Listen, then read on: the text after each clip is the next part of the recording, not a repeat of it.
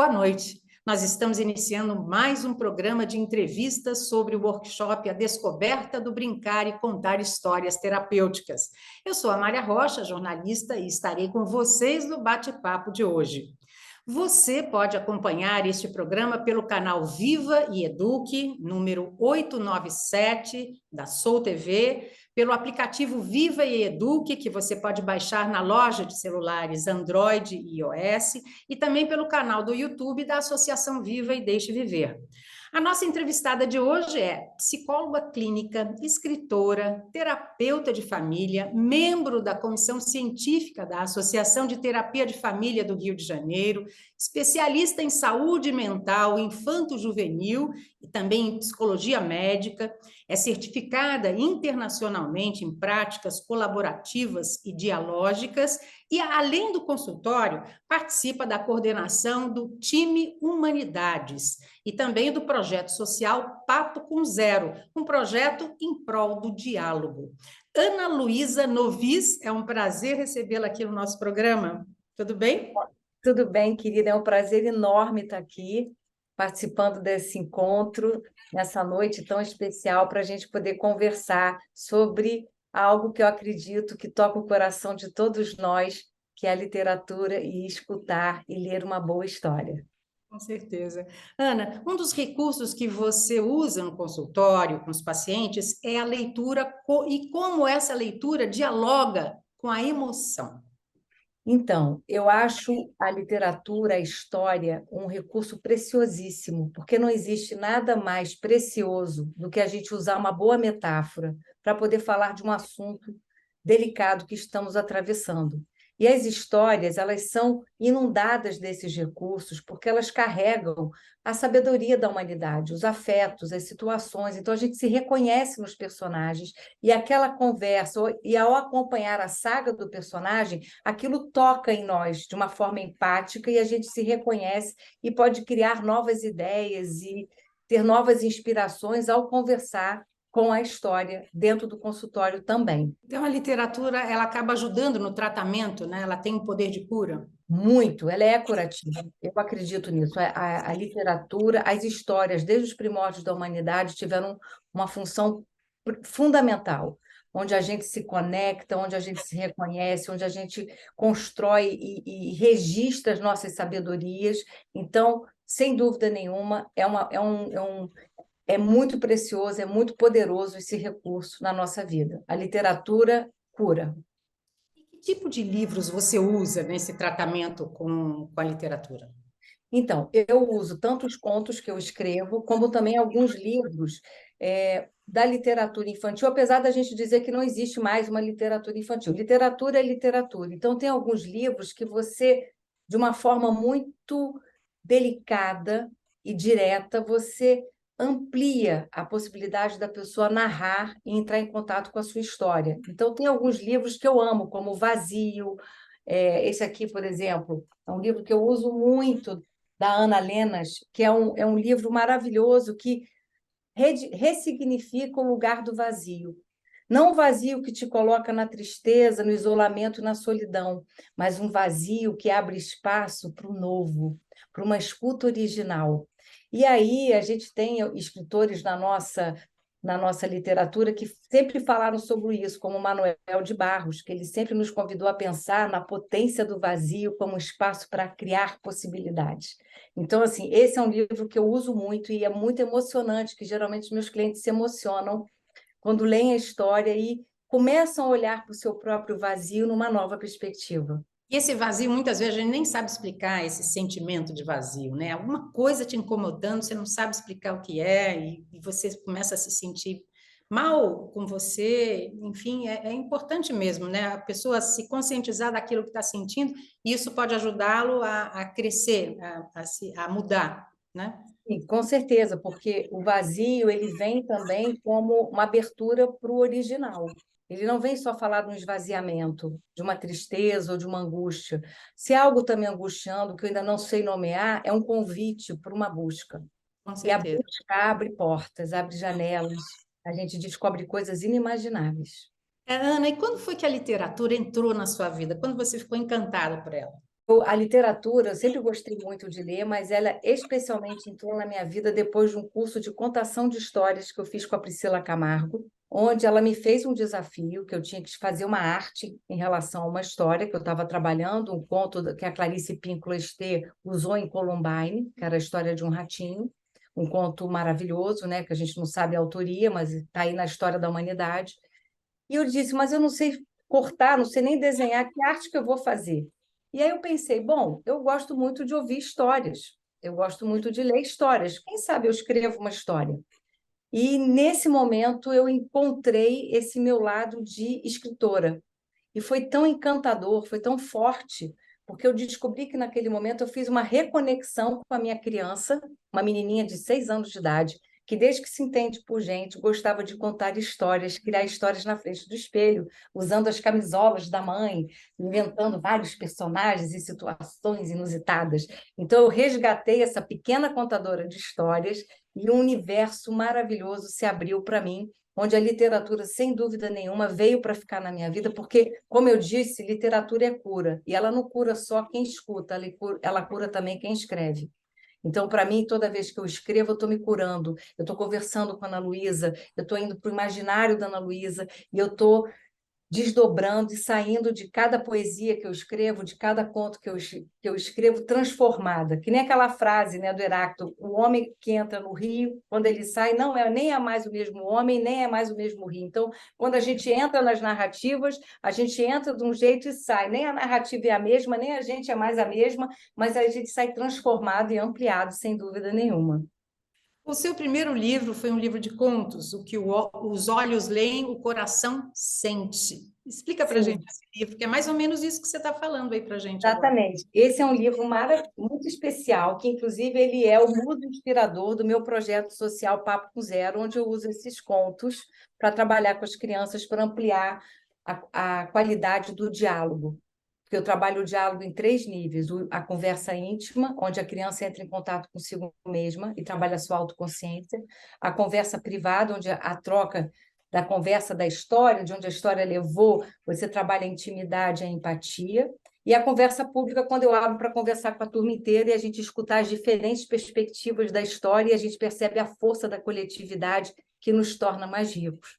Então, esse livro é um livro que inaugurou esse meu lado de escritor, inaugurou essa nova Ana Luísa, essa Ana Luísa reinventada, né, que foi tocada pelos contos. Então, quando a gente fala que ouvir uma história amplia, transforma, cura. Uma história que eu escutei, que a Priscila Camargo cuidou de mim, me contou maravilhosamente bem, fez essa mulher reencontrar sua criança e viver um projeto completamente original, que se alguém me contasse isso há 10 anos atrás, eu ia dizer que essa pessoa não estava batendo bem da cabeça, que como que eu escrevi alguma coisa.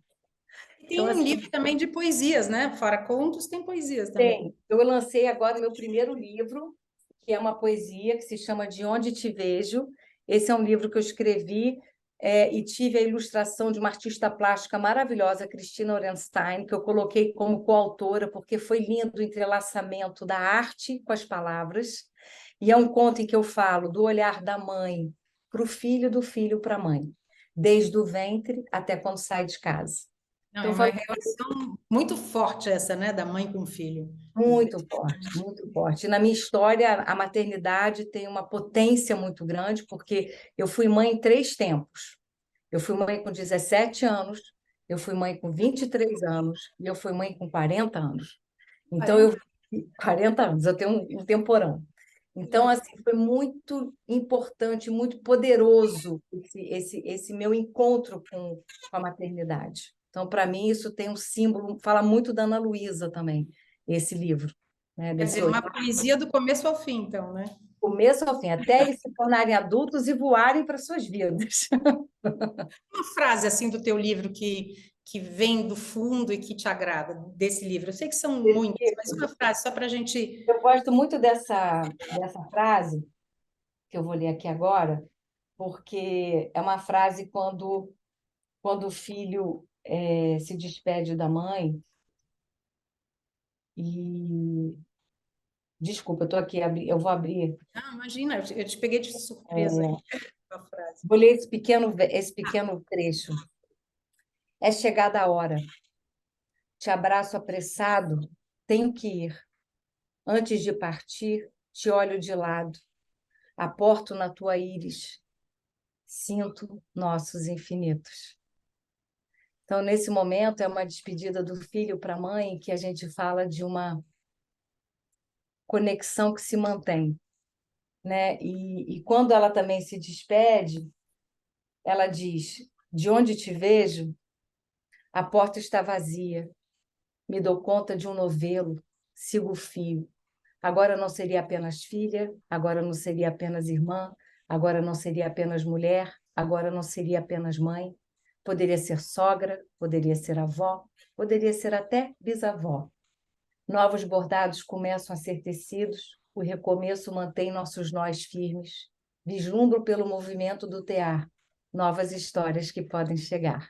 Ai, que lindo! Então, Muito é uma lindo. despedida, mas que não é um ponto e vírgula, porque Uhum. a história continua, mas numa nova história, numa nova perspectiva. Um outro livro seu é A Visita Inesperada, quando uma doença chega, sua casa, quando ela chega, a sua casa para tumultuar bastante, né? Isso. Mas nós vamos falar desse livro daqui a pouquinho, depois do Ok, nosso intervalo, te peço licença, tá bom? claro. Sim, até já. Já. Mas antes, um recado importante para você.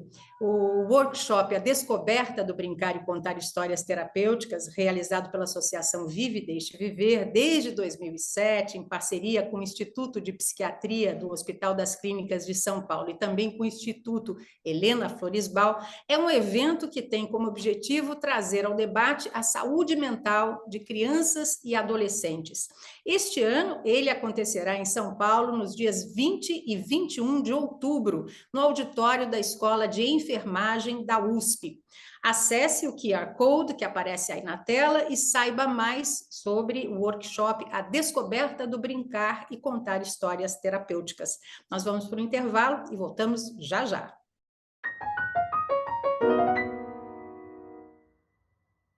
Quer aprender a contar histórias como os contadores que está vendo aqui? Então inscreva-se no curso A Arte de Contar Histórias. Acesse www.vivaedeixeviver.org.br e seja um fazedor de sonhos. Sabe o que é mágico na hora de contar uma história para uma criança? É que com elas, nossos capítulos tornam-se um mundo a ser colorido pelo amor à leitura.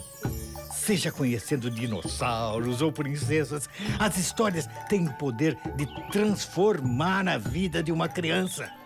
É o que eu faço em meus livros e o que você também pode fazer sendo voluntário na Viva e Deixe Viver. Através da contação, a instituição leva educação, cultura e bem-estar para crianças e adolescentes hospitalizados. E para continuar impactando positivamente essas crianças, precisamos de você. Seja um contador ou apoiador. Viva e deixe viver. 25 anos de histórias, transformando histórias. O Biblioteca Viva é um portal que oferece diversos conteúdos culturais e educacionais em formato virtual. Livros digitais, músicas, jogos, vídeos, tudo isso você encontra no www.bibliotecaviva.org.br. Acesse e divirta-se!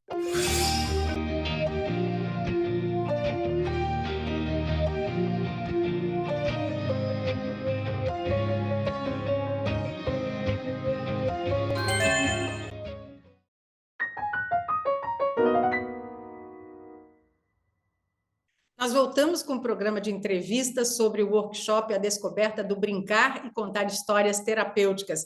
Nós estamos conversando hoje com a psicóloga clínica, terapeuta e escritora Ana Luísa Novis.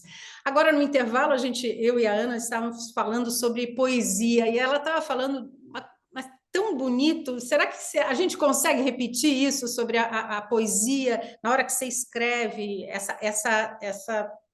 esse sentimento forte aí que vem?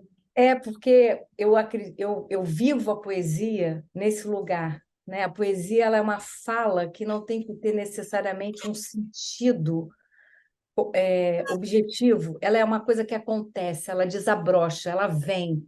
Ela galopa dentro de você e ela vai, ela vai, ela vai, ela vai, ela vai. Depois você pode até revisitá-la e fazer alguns reparos, dar uma penteada no texto, mas ela é aquela matéria bruta que não precisa ter um sentido, ela simplesmente é. E quando a gente lê uma poesia que toca, ela não toca aqui, ela toca aqui. Que gostoso. Na hora que você está fazendo, atendendo seus pacientes, né, como terapeuta, muitas vezes o que essa pessoa lhe diz te inspira?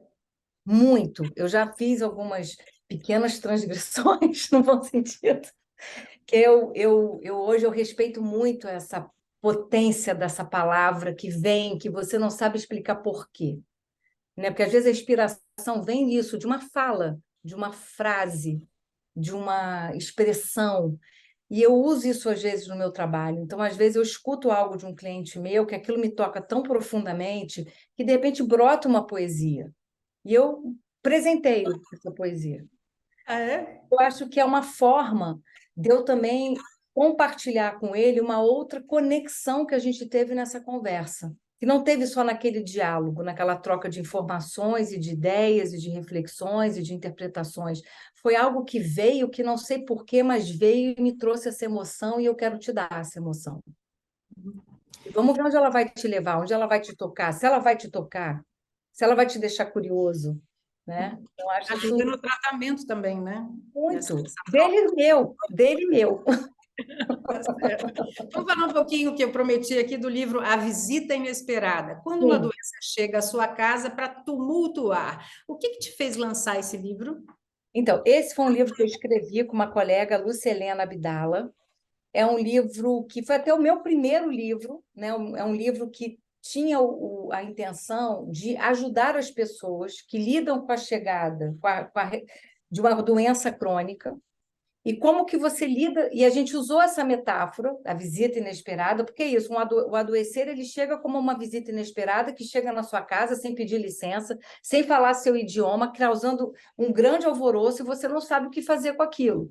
Então, como eu acredito muito no poder da metáfora, a metáfora ela cria a possibilidade de conversas muito importantes em situações muito difíceis. Então, esse livro ele tinha a intenção de poder promover uma inspiração para ampliar a qualidade dessa conversa em situações tão adversas como você ter que conviver com uma doença crônica. Né? Porque a doença crônica, infelizmente, você não cura, você tem que passar a conviver com esse hóspede permanente, aquela visita inesperada que se torna um hóspede permanente que você não quer lá na sua casa. Você adoraria que ela fosse embora para o resto da vida, mas ela, infelizmente, não vai, ela vai ter que ficar lá. Então, como que eu me relaciono com ela para ela não ficar tomando mais espaço do que precisa? É uma angústia, né, quando vem essa notícia inesperada. Né? Saber lidar com Exatamente. ela deve ser bastante complicado, né? E aí o nosso objetivo é que ela não fique dessa forma, porque na história o personagem vai tendo todos os sentimentos que iam complicando. Então, no caso, a visita na família estava desse tamanho, ocupando todos os espaços, oprimindo todo mundo, né? Eles estavam dando para a visita o que a gente chamou um lugar VIP, né? Ela estava assim, ocupando todos os espaços, não dando para a família qualidade de vida. Eles estavam aqui totalmente, ó, reféns do visitante. Então, quando você. E aí, como a gente vai criar uma conversa para essa situação se modificar, né? De você poder conviver com a doença crônica, mas não deixar de ser. Uhum. Não acreditar que você mudou de identidade porque você tem uma doença. Você continua sendo. E ajudar a família a poder lidar com essa situação e estimular a autoridade dessa pessoa que vive com a doença mais íntima, né? Com o visitante mais intimamente. Então, esse livro ele tem esse propósito. Falando em livro, você tem projetos de lançar mais algum livro daqui para... Eu tenho um projeto, mas aí é para lançar. Eu tenho um projeto, né, como você comentou na minha apresentação, chamado Papo com Zero. Eu sei Sim, que é um nós nome. vamos falar daqui a pouquinho. Isso. E eu vou lançar. Eu acabei de escrever um livro sobre um menino chamado Miramar, que não tinha muita simpatia pelo não, sabe? Uhum. E aí, na história, ele vai começando a entender que o não, ele não necessariamente ele é um inimigo, né? Muitas vezes ele é muito importante em muitas situações. Então, é uma história que eu escrevi, que se passa, que tem uma relação com o mar, e eu estou querendo, agora estou começando a trabalhar com ilustração e tal, para lançar essa história. Vamos falar então, você falou do projeto Papo com Zero, fala um pouquinho dele agora para a gente, depois a gente fala do teu outro projeto de voluntariado, depois Sim. Vamos falar do Papo com Zero agora. O Papo com Zero é um projeto que nasceu junto com a escritora. Então, em 2017, no ano que eu lancei meu livro, a Organização Mundial de Saúde fez um apelo sobre a grande incidência de depressão no mundo. E uma amiga minha muito querida, a Rita, falou: Ana, tem um conto seu que não sai da minha cabeça, A Fuga do Zero. Eu dizia: mas por quê, Ritinha? Eu não sei, Ana, vê aí, faz alguma coisa com esse conto, eu não sei. E aí ela jogou essa semente dentro de mim, eu fiquei com essa questão dentro de mim, borbulhando. Aí eu falei: gente, eu escrevi um conto do número zero, que estava deprimido, fugindo da sala de matemática, e depois que ele conversou com um, tudo ficou melhor. Ele descobriu que ele era o nada que podia ser tudo. Então, eu falei: meu Deus, eu vou fazer uma campanha em prol do diálogo. E aí eu comecei, me baseei naquele A Maré e fiz mais de 90 frases sobre o que é dialogar. Dialogar eu botava o zerinho e o um e eu dizia uma frase para inspirar que dialogar é uma boa ideia. E eu lancei essa campanha no Instagram. Daí o projeto foi crescendo, eu fui usando outras histórias e hoje eu uso a literatura como um estímulo, um momento para estimular as crianças a ter essas conversas com elas mesmas, né? Com elas mesmas, com o colega, entre elas, para a gente poder se conhecer melhor e usando a metáfora do texto para ampliar essa conversa. Então, desde 2017, eu vivo esse projeto. Cada dia a gente inventa uma coisa nova para fazer. Eu sou completamente apaixonada. E por que eu mantive o zero? Porque o zero, no meu entendimento, na minha convivência com ele, se mostrou o algarismo mais generoso e colaborativo de todos. Vou explicar por quê. Porque ele é muito mal visto, né? Todo mundo fala, zero. Mas o zero é muito legal. Porque, olha só, quando ele está à esquerda, ele valoriza o outro na sua inteireza. Ele não interfere no valor. Ele respeita o valor. E quando ele está à direita, ele amplia o valor de todo mundo. É verdade. Gente, o zero é muito legal. Eu convido a todos a serem um zero. Eu adoro ser zero. Eu nunca tinha pensado nisso. Que interessante essa visão. Então, é muito bom. E nessa contação de histórias, você acha que os pais deveriam contar mais histórias para os seus filhos? Sem dúvida nenhuma. Inclusive, a gente tem um projeto que é do Travesseiro Amigo, onde a gente cria a biblioteca Papo Amigo, onde convida os pais a ter no espaço com o travesseirinho um espaço para contar histórias, porque a gente sabe que as crianças pequenas que têm essa maravilha de ter os pais contando histórias se tornam futuros leitores. Então, por quê? Porque a voz do pai, a relação com a história, ela passa a ser carregada de afetividade e vínculo. Então, a literatura passa a ser um aconchego, um lugar para eu estar com as pessoas que eu amo. E como é gostoso isso, né? É o momento que você fica com a criança e que tem uma proximidade muito grande, né? Da contação de histórias, porque acaba a criança fazendo milhões de perguntas e você explica. Então, é um tempo muito agradável, né? Eu tinha essa mania, as minhas filhas estão grandes, mas desde que eram pequenas, essa coisa da contação de história realmente era uma coisa que vinha. Hoje a gente sabe dessa importância, né? Mas vinha com, né, espontaneamente, né? Agora, falando, você deu o exemplo do livro do Vazio, mas tem o Coelho Escutou também, que você costuma... Esse livro é maravilhoso. Esse livro aqui, eu aconselho a ter em casa, no consultório, se chama O Coelho Escutou, que é a história de um menininho que passa por uma frustração e ele vem várias pessoas darem conselhos para ele do que ele deveria fazer. E aí o coelho se aproxima delicadamente e simplesmente ele só escuta. Ele não interfere, ele está do lado, ele escuta o que esse menino está sentindo, dá espaço para ele poder ter o tempo de ele elaborar todas as sensações que ele tem por conta do que ele perdeu, até ele perceber que ele pode fazer novamente, retomar o seu sonho, retomar seu projeto. Então, é um livro muito lindo que dá para a gente trabalhar metaforicamente a importância da escuta, de se escutar, de respeitar o seu tempo. Às vezes a gente fica tão nervoso quando alguém está passando por uma dificuldade que a gente fica dando um bando de ideia, um monte de... E aí a gente não entende que aquela pessoa precisa desse tempo, dessa conversa íntima, como eu proponho no Zero. Esse momento de mergulho, eu tenho que me ouvir, eu tenho que ter o meu tempo. Às vezes eu não estou no tempo que você já está, porque ainda está doendo muito. E eu preciso só que você me escute, que você me acolha, que você acompanhe o meu tempo, para que as coisas possam voltar a acontecer. E hoje, nessa vida agitada, excesso de informação e essa correria toda, as pessoas, primeiro, nós vamos falar um pouco sobre isso, a ansiedade, né, aumentou muito, né, esses distúrbios de ansiedade, e também as pessoas têm menos tempo para escutar o outro e a si próprias, né?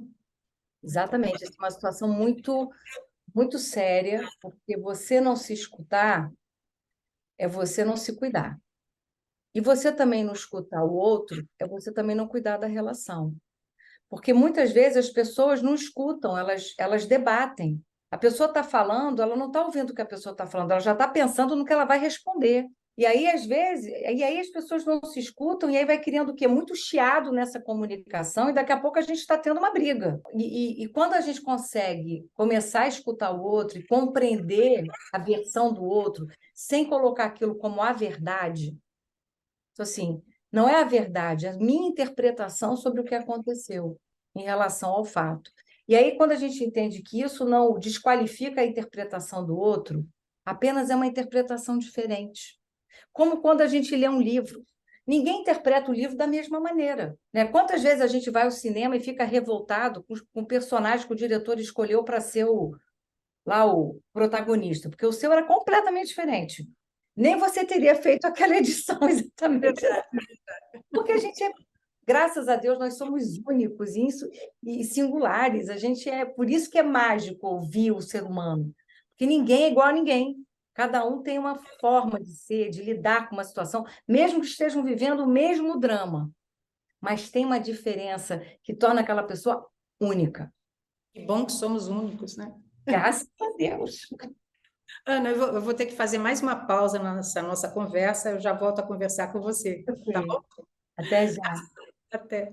A Associação Vive e Deixe Viver é uma organização que, desde 1997, desenvolve o seu trabalho em 4 frentes: voluntariado, saúde, educação e cultura. E todas as frentes são promovidas a partir da ferramenta milenar de contar histórias. A Viva oferece diversos cursos em formação lúdica e forma voluntários para atuação como contadores de histórias em hospitais. Acesse o site pelo QR Code que aparece aqui na tela e conheça mais sobre essa prestigiada associação. Nós voltamos já já, depois do intervalo. A Domingueira é o seu encontro com a fantasia e com a magia. Aqui você encontra histórias que despertam a sua imaginação. É nas manhãs de domingo. Confira a programação e venha se divertir com a gente.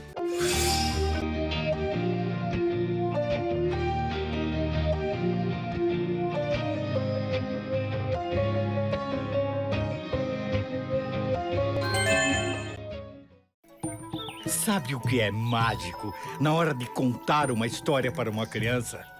É que com elas, nossos capítulos tornam-se um mundo a ser colorido pelo amor à leitura. Seja conhecendo dinossauros ou princesas, as histórias têm o poder de transformar a vida de uma criança.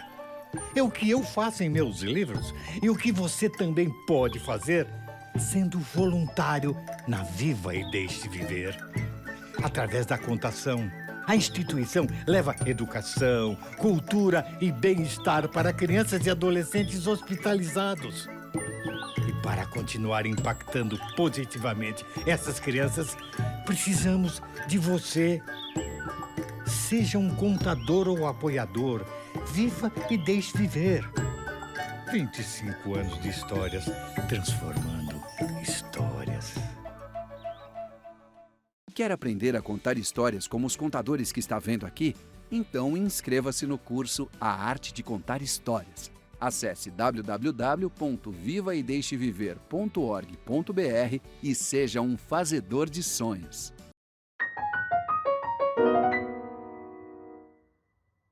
Nós voltamos para o bloco final da nossa entrevista com a psicóloga clínica, terapeuta e escritora Ana Luísa Novis. Ana, além do consultório, você faz 2 trabalhos voluntários, um deles o projeto Papo Zero, a gente já conversou a respeito. Vamos falar agora sobre o trabalho voluntário do time Humanidade. Esse trabalho começou na pandemia, não foi isso? No início de 2020, Isso onde mesmo. você reuniu um grupo de psicólogos para trabalhar com você nesse projeto? Então, eu fazia parte de um grupo chamado Grupo Humanidade na Saúde, coordenado pelo Dr. Ricardo Cruz, que infelizmente veio a falecer de Covid. Olhando aquela situação, logo no início da pandemia, me deu vontade de fazer alguma coisa, né? O que a gente poderia fazer para ajudar nessa crise que a gente estava vivendo? E eu pedi licença a ele de lançar essa ideia no grupo, e, para minha surpresa, menos de 24 horas depois, eu tinha 50 terapeutas se voluntariando para fazer esse trabalho. E foi um trabalho lindíssimo, porque ele foi um trabalho que foi crescendo organicamente. Nós não éramos um instituto, nós éramos um grupo que se reuniu e foi se organizando colaborativamente, onde a gente pôde lidar com as nossas diferenças, porque a gente tinha linhas teóricas completamente diferentes uma das outras, então a gente se enriqueceu. Eu costumo brincar que a gente é uma Babel invertida, porque a diferença de idiomas e de ideias não gerou separação, gerou crescimento e enriquecimento. E o trabalho foi crescendo, mediante também, a gente não imaginava que a pandemia ia durar tanto tempo, então ele foi crescendo. Nós chegamos a realizar 5.000 atendimentos nesse projeto e continuamos. O time continua não mais fazendo aquele trabalho de atendimento hotline, que a gente fazia naquela época que estava todo mundo com muita ansiedade, muito assustado, e a gente continua fazendo rodas de conversa, que a gente oferece para a população gratuitamente. Essas rodas são realizadas online pela plataforma Zoom. Então, qualquer pessoa pode entrar em contato comigo no celular 21 99 609 9346, e eu mando o link. Quem quiser participar, eu mando o link da roda, a pessoa só acessar e poder participar para a gente se enriquecer com a troca de ideias. É o meu telefone pessoal, mas ele hoje é um telefone universal, porque desde a pandemia ele está no mundo todo. Tá certo. Então, esse time continua unido, né? Ajudando Continua. pessoas. Olha que interessante. Continua. Vocês, inclusive, lançaram um livro, Nós né? lançamos um livro, sim, esse aqui, ó, Cuidados Compartilhados da Pandemia, onde nós fizemos um registro poético das nossas experiências, do que foi para a gente viver a pandemia e viver esse projeto. Então, é um livro que não é um livro teórico, é um livro que fala do que foi vivido.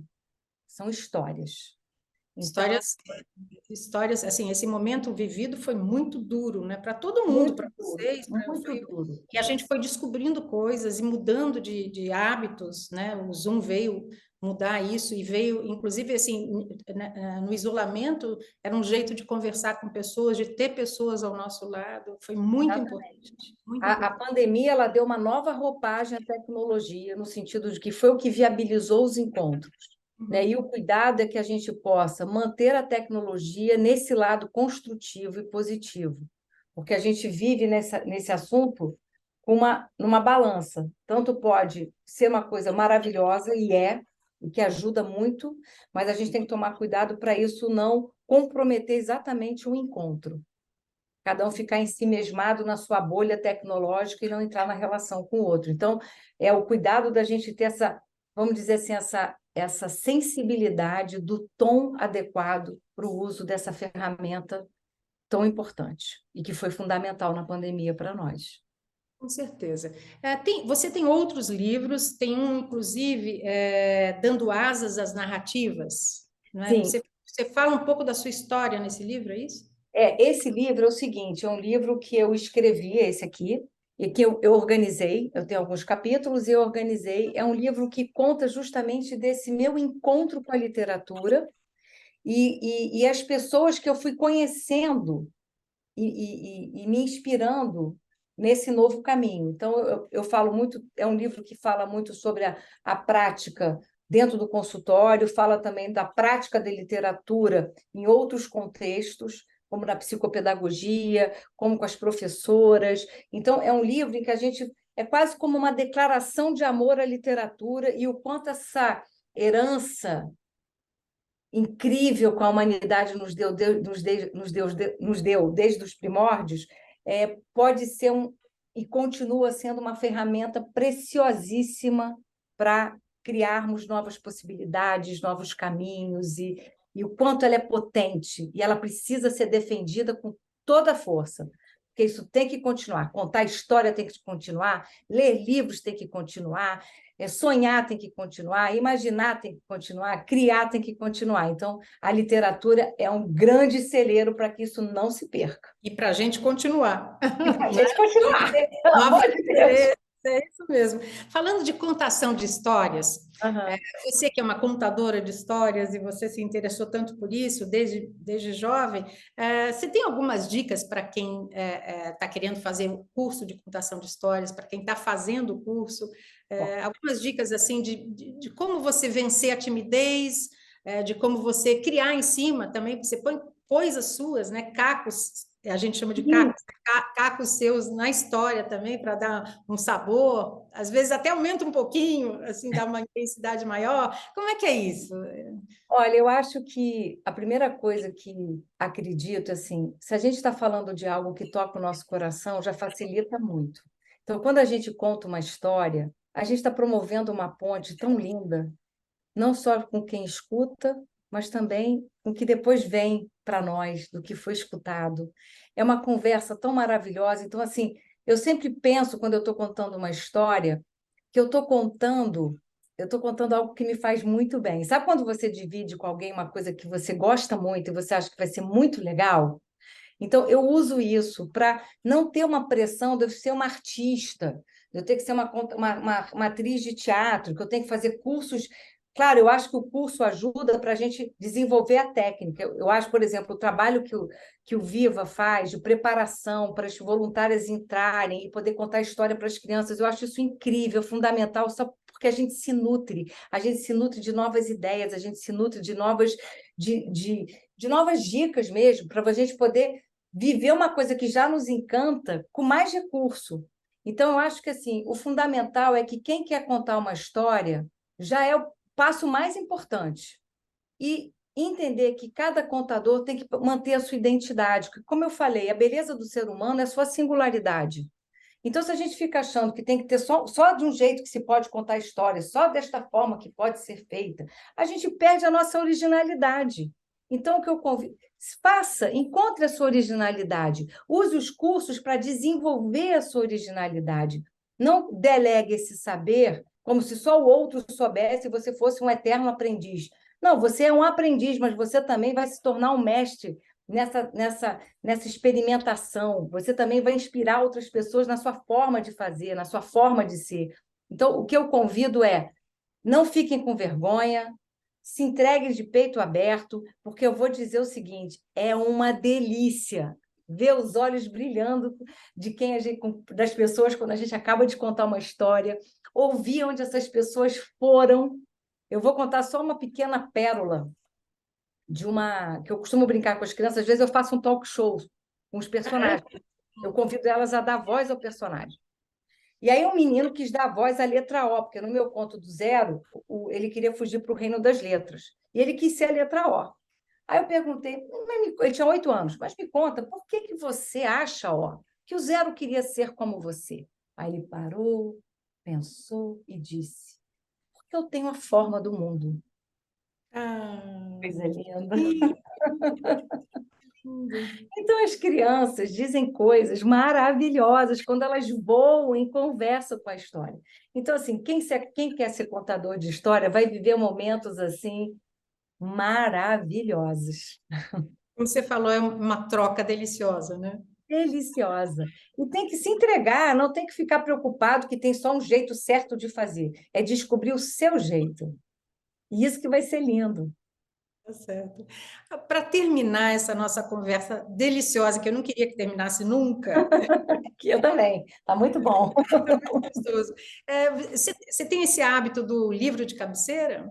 De Olha, eu leio, ler mais de um livro ao mesmo eu tempo? leio uns 4, 5 livros ao mesmo tempo. E eu tenho uma vez eu ficava um pouco culpada que tinha alguns livros que eu não conseguia mais continuar. E aí, conversando com uma amiga minha que lê e também adora ler, ela disse assim, Ana, mas isso acontece, nem todos os flertes viram casamento. Então, É. tem livros que eu flerto e não continuo. Tem livros que eu amo tanto que eu revisito várias vezes. Eu quero ler muitas vezes. E não precisa se sentir culpada se aquele livro não bateu e você não quer ler mais. Quer dizer, vai mudando, vai lendo, e vai se identificando com aquilo, vai lendo que é aquilo que você se identifica, né? Que é Como diz os grandes contadores, o conto nos escolhe, né? Então ele chama a gente. Então, às vezes, tem uns que a gente é chamado e se encontra, e outros a gente pensa que vai ser bacana e às vezes não rola a química, mas tudo bem, vai rolar para outros. Nesse ponto, os livros são muito generosos, eles entendem isso, sabe? Eu já agora entendi isso, que eles entendem. Tá bom, olha, adorei conversar com você, foi ótima essa nossa conversa. Obrigada, parabéns pelo seu trabalho, Ana Luísa Novis. Obrigada mesmo. Muito obrigada, eu adorei ter essa oportunidade aqui, me fez muito feliz, porque falar do que a gente ama sempre faz bem. Obrigada. Um beijo grande para todos. Um beijo, foi muito bom ter você conosco. Obrigada. Obrigada, Mali. E os nossos agradecimentos a você também que nos acompanhou até aqui. O quarto programa do workshop A Descoberta do Brincar e Contar Histórias Terapêuticas será no dia 22 de agosto com Valdir Simino, empreendedor social, fundador da Associação Viva e Deixe Viver, sócio-diretor da Simino Marketing de Propósito, professor em comunicação, rádio, TV, internet e audiovisual, gestão do terceiro setor, sustentabilidade e voluntariado corporativo na FAAP e ainda diretor voluntário do Instituto Helena Floresbal. Não perca! Bem, fique agora com a pílula de Eliana Yunis. Uma boa noite para você e muito obrigada pela atenção. Nossa conversa de hoje gira em torno de algo fundamental para sermos pessoas. Gira em torno da memória. E a gente tem muitos caminhos para abordar esse tema. Um historiador chamado Jacques Le Goff diz que a memória não nos serve para dizer dos acontecimentos, mas ela serve para que a gente não tenha que começar do zero a nossa experiência. A gente, à medida que cresce numa família, numa coletividade, num grupo, a gente vai assimilando todas as histórias e experiências que as pessoas já tiveram na sua vida. Ele diz que é preciso, na verdade, recolher o passado para melhorar o presente e poder construir um futuro que não é a mera repetição das coisas vividas. Nós somos seres históricos, isto é, a gente vive num tempo e num lugar determinado. E esse tempo e esse lugar marcam aquilo que somos. Não é a mesma coisa nascer no século XXI ou ter nascido no século XVI. As circunstâncias ajudam a compor quem somos. Repetindo, porque a memória não é aquilo que de fato aconteceu, porque a gente nem sabe o que de fato aconteceu. A gente tem dos acontecimentos a narração. E quem conta, conta a partir do que viveu, do que experimentou e do que sentiu. Não é uma mera reconstituição, como, por exemplo, a gente imagina que a polícia faça quando quer retomar a cena de um crime. Ao contrário, né? A memória, ela promove uma seleção. E essa seleção do vivido tem a ver tanto com o ponto de vista, de onde eu estou, né? Como é que eu me situo, como também ela recolhe os sentimentos que eu tenho em relação ao que aconteceu e que eu estou registrando. Não é a mesma coisa eu ter, por exemplo, presenciado um acidente, estando envolvida emocionalmente com as pessoas, e eu ser um mero observador distante. Quando eu estava tentando imaginar o que eu ia recolher para falar para vocês, eu me lembrei de um conto do Borges, O Cativo. É um conto pequeníssimo, que eu recomendo que vocês leiam, porque uma coisa linda nesse conto pequeno é a gente perceber onde está a memória do narrador, aquele que está contando para você, leitor, a história, e onde está a memória do protagonista, que é um menino índio que um dia, um menino branco que um dia desapareceu numa comunidade indígena. No entanto, a memória, ela nos dá, a gente vai ver isso nesse conto, um sentimento de continuidade. Vocês sabem, eu sei, que nossas células mudam a uma quantidade de anos, de forma que a gente, no final de um tempo, não tem mais nenhuma célula do que tinha. Assim, também é a nossa capacidade de evoluir no nosso pensamento. A memória que nós temos das coisas vão se modificando, vão sendo reconsideradas à medida que a gente amadurece e a gente aporta outras experiências em relação àquilo que a gente primeiro registrou. Freud, por exemplo, fala uma coisa muito interessante sobre a memória. A gente, antigamente, tinha um brinquedo chamado lousa mágica, não é? Em que você rabiscava, redesenhava as coisas e depois levantava uma película branca e tudo se apagava, não é? Mas ele chamava a atenção de que, ao fim de algum tempo, se você passar a mão sobre essa película, naquela película branca sobre a imagem negra, vão aparecer uma série de traços. E você, no primeiro momento, você não reconhece todas aquelas marcas. E aí você vai ter que recompor essas marcas. Isso é a nossa memória. A gente vai fazendo como que um quebra-cabeça e vai redefinindo a nossa identidade e, com isso, reconstruindo a nossa própria história. Santo Agostinho diz que a memória, por isso, não tem uma sede no cérebro. Ele repete um ensinamento egípcio milenar, que a sede da memória está no coração, porque, efetivamente, ali está a nossa verdade. Ali está aquilo que a gente acredita que é, ou aquilo que a gente pode vir a ser. Por isso, a perda da memória é uma coisa tão trágica, não é? A gente tem assistido à luta contra o Alzheimer, por exemplo, não é? Mas a gente pode ver essas representações em outros cenários. Eu recomendaria que a gente visse o Enigma de Caspar Hauser ou Forrest Gump, para a gente ver como é que a perda e a recomposição da memória vão dando capacidade da gente ir se construindo como pessoas novas. É muito interessante pensar que a gente só pode lembrar porque esqueceu. Isto é, a gente tem que esquecer tudo que é supérfluo para poder lembrar do principal. E muito importante é que esse principal meu e seu não coincidem. Então, é dessa troca de memórias, que está lindo em Cidades Invisíveis, a cidade e as trocas do Ítalo Calvino, é que a gente vai podendo compor o quebra-cabeça da história que nos cerca, ou da história que a gente está vivendo.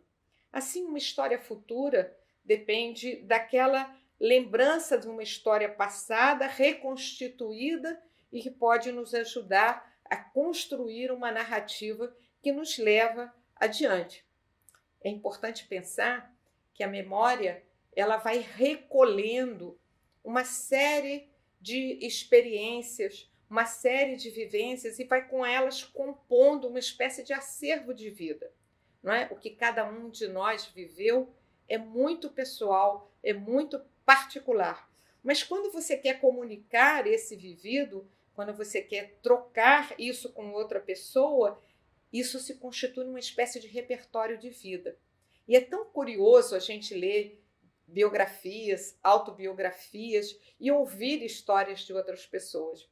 Eu lembrava agora que existem projetos de promoção de leitura muito interessantes, em que cada pessoa é um livro vivo.